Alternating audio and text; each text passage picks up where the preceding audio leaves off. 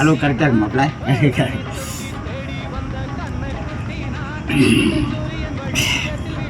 இந்த கர்மத்தை எப்படி தான் குடிக்கிறாங்கன்னு தெரியல மாப்பிள்ள.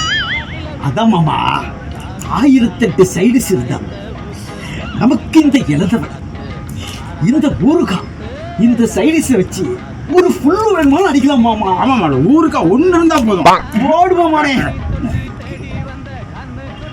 A few moments later.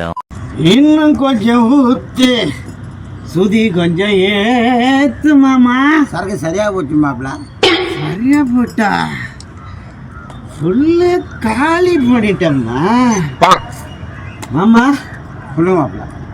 எனக்கு ரொம்ப நாளாவே ஒரு விஷயம் சொல்லணும்னு நினச்சிருக்கேன். சொல்லுங்க மாப்பிள்ள, என்கிட்ட சொல்லாம வேற யார்கிட்ட சொல்றது சொல்லுங்க.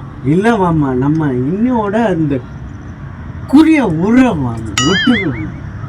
நல்ல விஷயம். நான் நினைச்சேன் நீங்க சொல்லிட்டீங்க.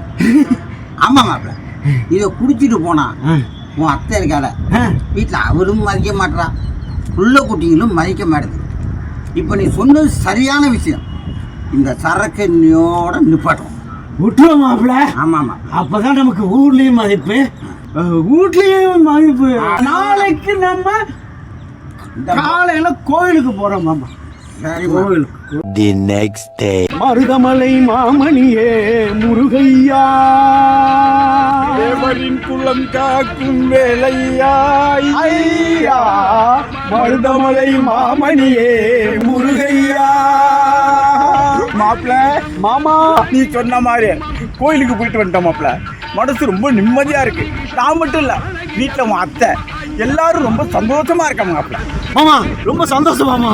நீ சொன்னபடி உன் மருமகளுக்கு ரொம்ப சந்தோஷம் மாமா. வீட்டில் மட்டும் இல்லை மாப்பிள்ள, ஆல் ஆர் ஹாப்பி மாப்பிள்ள.